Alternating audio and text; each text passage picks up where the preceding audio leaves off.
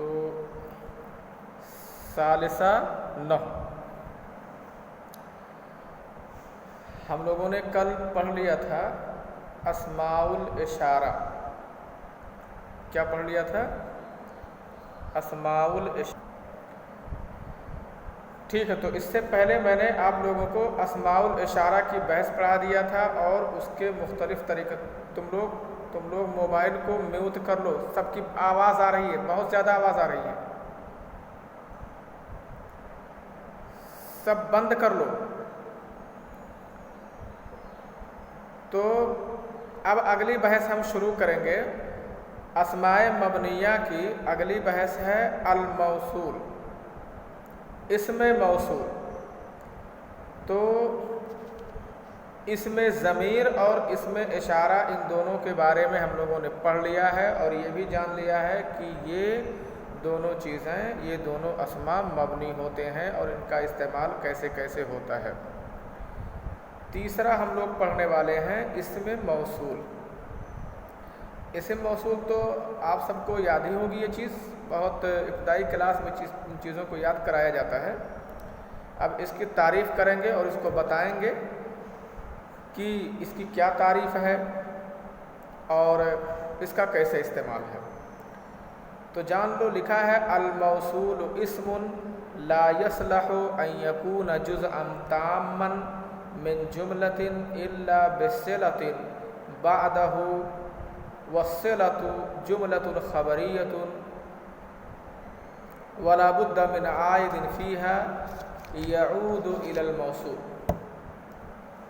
یہ اسم موصول کی تعریف اور اس کی تشریح بھی ہے. ایسا اسم ہے جو کسی جملے کا مکمل جز نہیں بن سکتا ہے.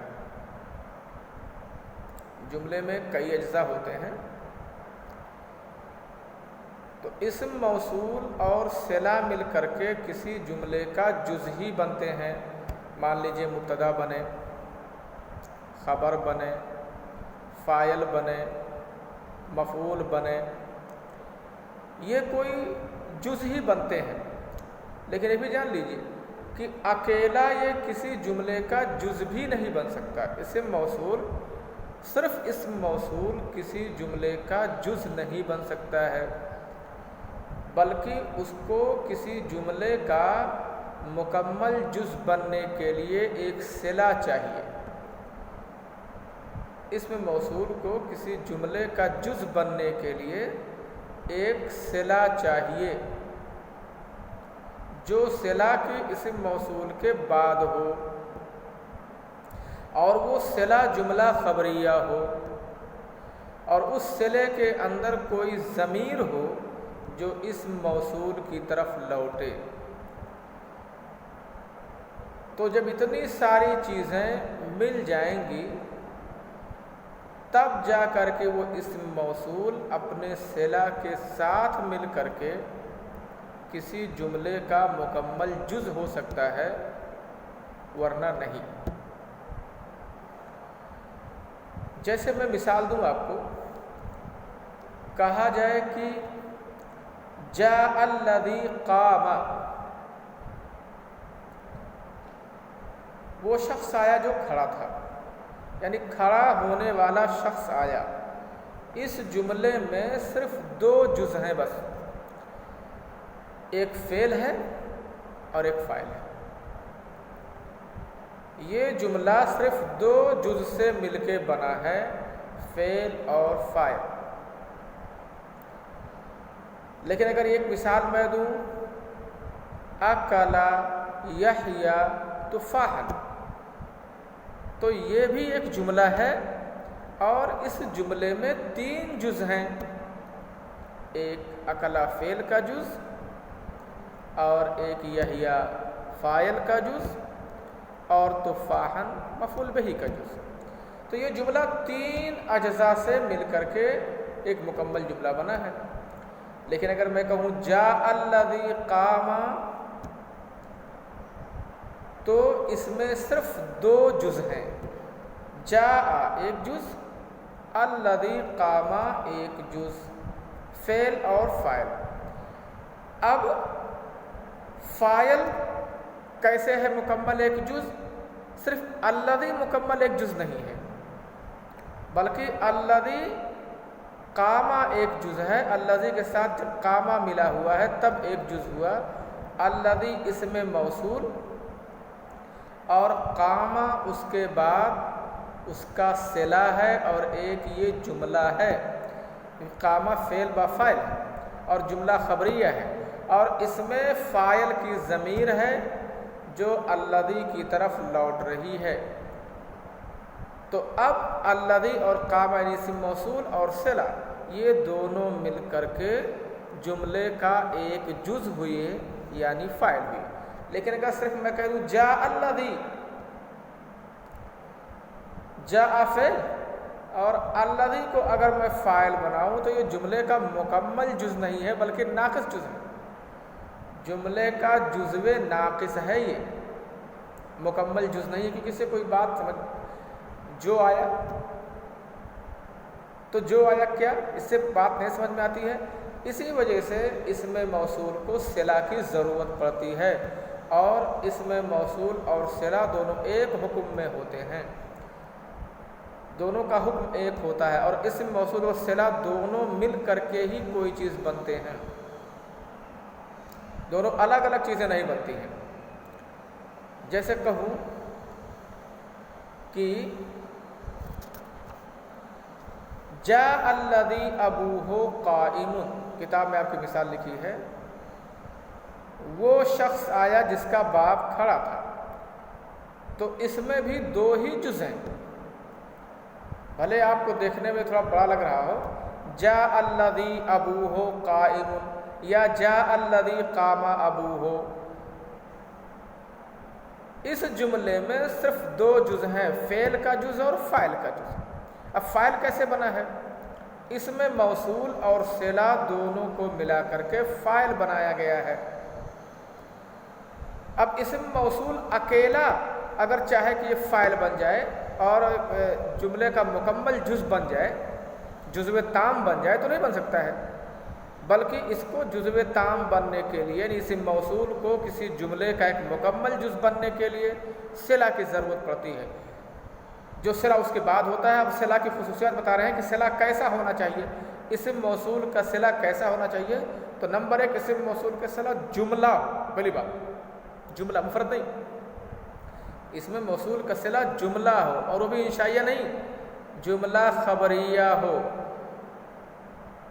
اسم موصول کا صلہ جملہ ہو، وہ بھی جملہ خبریہ ہو، اور ایک شرط اور ہے کہ اس میں کوئی عائد ہو، عائد یعنی ضمیر، عائد لوٹنے والی ضمیر، کیونکہ سبھی ضمیریں عائد نہیں ہوتی ہیں، جو متکلم یا مخاطب کی ضمیریں ہوتی ہیں یہ ضمیر ہے، یہ عائد نہیں ہے، لیکن غائب کی جو ضمیر ہے یہ عائد ہے، یہ لوٹتی ہے۔ انت کہا ہے آپ، تو ضمیر کہیں لوٹانے کی ضرورت ہے تب بات سمجھ میں آئے گی۔ میں، ہم، یہ سب کہیں لوٹانے کی ضرورت نہیں، لہٰذا یہ عائد نہیں ہے، مطلب ضمیر غائب آپ کہہ سکتے ہیں، غائب کی کوئی ضمیر ہونا چاہیے کیونکہ غائب کی ضمیر ہی لوٹتی ہے۔ تو اسم موصول کی تعریف کیا ہوئی؟ اسم موصول ایسا اسم ہے جو کسی جملے کا کوئی مکمل جز نہیں بن سکتا ہے، نہ فاعل بن سکتا ہے، نہ مفعول بن سکتا ہے، نہ مبتدا بن سکتا ہے، نہ خبر بن سکتا ہے، جملے کا کوئی مکمل جز نہیں بن سکتا ہے اکیلے، ہاں مگر یہ کہ اس کے بعد ایک صلہ ہو، اور صلہ جملہ خبریہ ہو، اور اس میں کوئی ضمیر ہو جو اسم موصول کی طرف لوٹے۔ تو اگر اتنی خصوصیات ہیں تو اسم موصول کسی جملے کا مکمل جز بن جائے گا۔ اب چلو کتاب پڑھا دیتے ہیں۔ الموصول اسم، موصول ایسا اسم ہے لا یصلح ان یکون جزءا تاما من جملۃ، جو کسی جملے کا جزو تام بننے کے لائق نہیں ہوتا ہے، الا بصلۃ بعدہ، مگر اپنے بعد ایک صلہ کے ذریعے سے، یعنی کہ اپنے بعد ایک صلہ ہو اس کے بعد، تو وہ اسم موصول کسی جملے کا جزو تام بن سکتا ہے صلہ کے ساتھ۔ اور اب بتا رہے ہیں صلہ کی کون کون سی خوبیاں ہونی چاہیے۔ والصلۃ جملۃ، جملۃ لا مفرد، والصلۃ جملۃ خبریۃ لا انشائیہ، جملہ صلہ جملہ ہو اور وہ بھی خبریہ ہو. وَلَا بُدَّ مِنْ عَائِدٍ فِيهَا اور ضروری ہے اس میں عائد کا ہونا. يَعُودُ إِلَى الْمَوْصُولِ جو اس میں موصول کی طرف پلٹے. مثالہ اس کی مثال ہے الذی، اس میں موصول کی مثال ہے الذی. کہاں؟ فی قولنا ہمارے قول جاء الذی ابوہ قائم. جاء الذی ابوہ قائم، اس جملے میں الذی اس میں موصول ہے اور اس میں موصول کی جو صفات بتائی گئی ہیں کہ کسی جملے کا مکمل جز کب بنے گا، وہ پورا اس جملے پر چیک کر لیجئے، ایک دم فٹ آئے گا، تمام شرطیں فٹ آئیں گی. جاء فعل، الذی اس میں موصول، ابوہ قائم یہ مبتدا خبر ہے، جملہ خبریہ ہے. یا قام ابوہ کہا جائے تو فعل فاعل ہے، یہ بھی جملہ خبریہ ہے، انشائیہ نہیں ہے. تو الذی اس میں موصول ہے اور ابوہ قائم یا قام ابوہ، جیسے قام الولد یا الولد قام، یہ دونوں جملے جملہ خبریاں ہیں. فرق پڑ جائے گا، الولد قام یہ مبتدا خبر بن جائے گا یہ جملہ، اور قام الولد یہ فعل فاعل کا جملہ بن جائے گا. ایک جملہ اسمیہ بن جائے گا، ایک جملہ فعلیہ بن جائے گا. بہرحال خبریہ دونوں ہیں. آپ جانتے ہوں گے کہ جملہ خبریہ کی دو قسمیں ہیں، جملہ اسمیہ اور جملہ فعلیہ. جملہ اسمیہ جب بھی بولا جاتا ہے تو اس سے مبتدا اور خبر مراد ہوتی ہے. ہاں جاء الذی ابوہ قائم او قام ابوہ، تو الذی اس میں موصول ہے، اس کا صلہ دیکھ لیجئے.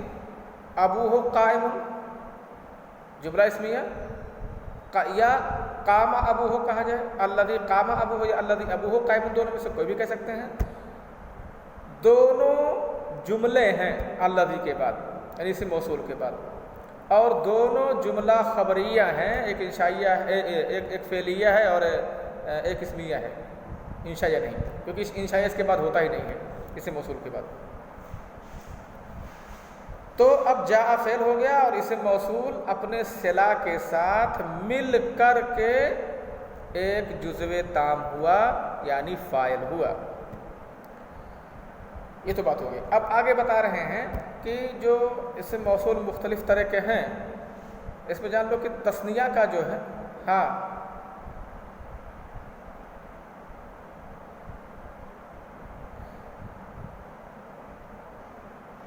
جیسے جاء فعل ہے نا،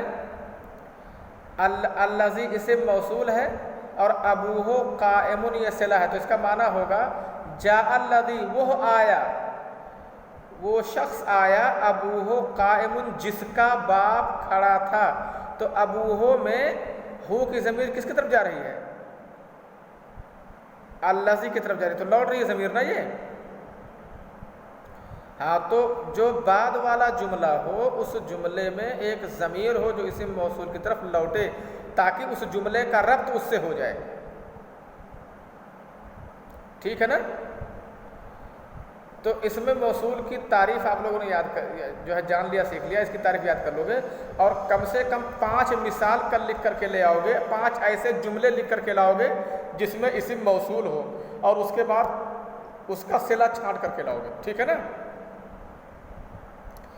آپ لوگ کر کے لائیں گے. جب یہ بحث ختم ہو جائے گی تو میں خود بھی کچھ جملے بولوں گا کہ اس میں الگ الگ کر کے آپ کو لے کے آنا ہے. ہاں ٹھیک ہے.